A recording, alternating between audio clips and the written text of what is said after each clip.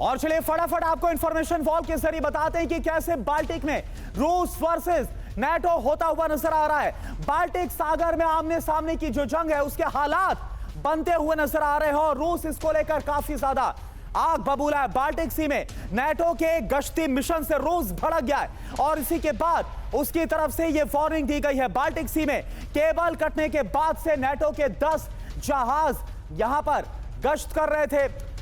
रूसी विदेश मंत्री अलेक्जेंडर ग्रुश्को ने नेटो को बाकायदा वार्न किया है कि इसे इंटरनल लेक नहीं बनने दिया जाएगा। नेटो की बाल्टिक सागर को नेटो की इंटरनल लेक नहीं बनने देंगे, यह बाकायदा कहा गया है रूस की तरफ से। बाल्टिक में अमेरिकी गुट को रूस देगा करारा जवाब, यह भी अलेक्जेंडर ग्रुश्को बोल रहे और वार्न कर रहे हैं। के सिन्हा सर, बाल्टिक में अब क्या होता हुआ आप देख रहे हैं, खास तौर पर अलेक्जेंडर ग्रुश्को की तरफ से जो वार्निंग दी गई नेटो को, अमेरिका को। देखिए करुणा, जो नेक्स्ट बैटल ग्राउंड है वो बाल्टिक सी ही होगा, क्योंकि मैरिटाइम डोमेन में कुछ भी होना है तो बाल्टिक से शुरू होगा और वो आर्कटिक की तरफ जाएगा।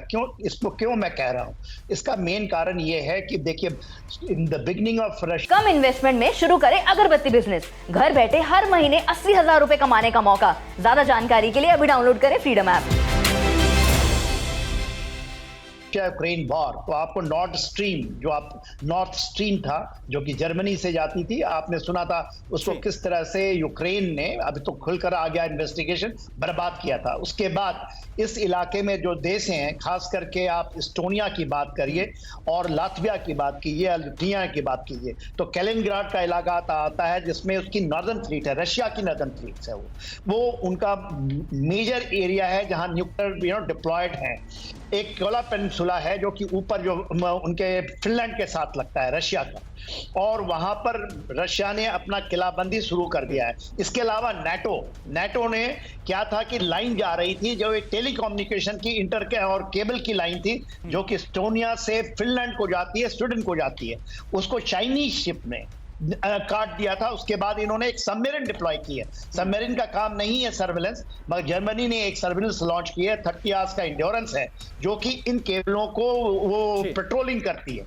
रशिया इसको मानने के लिए तैयार नहीं है, वो अपने एयरफोर्स को, अपनी नेवी को, क्योंकि नेवी बहुत स्ट्रांग है वहां पर। रशिया की कैलिनिंग्राड के ऊपर में जो नॉर्दर्न फ्लीट का एक बड़ा हिस्सा है, कैला पेनिनसुला जो ऊपर है, जो कि आर्टिक होके आते हैं, तो नेक्स्ट बैटल ग्राउंड मेरा मानना है। इसलिए आपने देखा होगा जो ग्रीनलैंड की बात कर रहे हैं अभी डोनाल्ड ट्रंप साहब, कि हम उस पर, उनका एक बेस है कि हम उसको लेना चाहते हैं, इसलिए कि इसकी चेक, क्योंकि आप बाल्टिक सी की जिसको बात करें उसकी जो ओपनिंग है अटलांटिक के ऊपर में, इसी इलाके से होती है और ये बहुत स्ट्रेटेजिक इंपॉर्टेंस है। ये के सिन्हा सर, आप बहुत बड़ी बात बोल रहे हैं कि यूक्रेन के बाद जो नेक्स्ट वॉर जोन होगा कॉन्फ्लिक्ट का, वो बाल्टिक सी होने वाला है और अलेक्जेंडर ग्रुश्को की चेतावनी भी सामने आ गई है।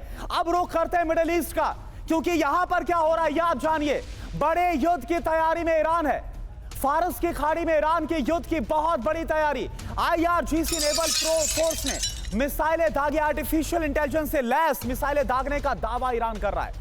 क्यूम और अलमास मिसाइलों की ताकत बाकायदा ईरान की तरफ से दिखाई गई है। नवाब एयर डिफेंस मिसाइलें भी दागी गई हैं, यानी ईरान यह जानता है कि उसके खिलाफ भी कभी भी कुछ बड़ा हो सकता है। जो हालात सीरिया के अंदर नजर आए, कुछ वैसा ही ईरान के अंदर भी हो सकता है और इसी को लेकर जो ईरान है वो अपनी सैन्य तैयारी को पुख्ता करता हुआ नजर आ रहा है।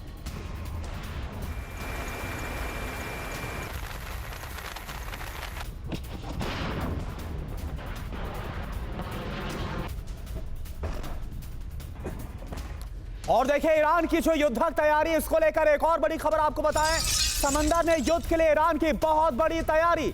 वॉर ड्रिल में दिखी है ईरान के मिसाइल बोट की ताकत। IRGC नेवल फोर्स ने बोट से मिसाइलें दागी हैं, समंदर में टारगेट पर सटीक निशाना भी लगाया है। तो ये देखिए आप, एक और तैयारी है जो समंदर के जरिए अंजाम दी गई है ईरान की तरफ से। वॉर ड्रिल को अंजाम दिया गया, ईरान की मिसाइल बोट की ताकत दिखाई गई है। IRGC नेवल फोर्स ने बोट से मिसाइलें दागी है और समंदर में जो टारगेट है उस पर कैसे सटीक निशाना लगाया, ये आप देख पा रहे हैं।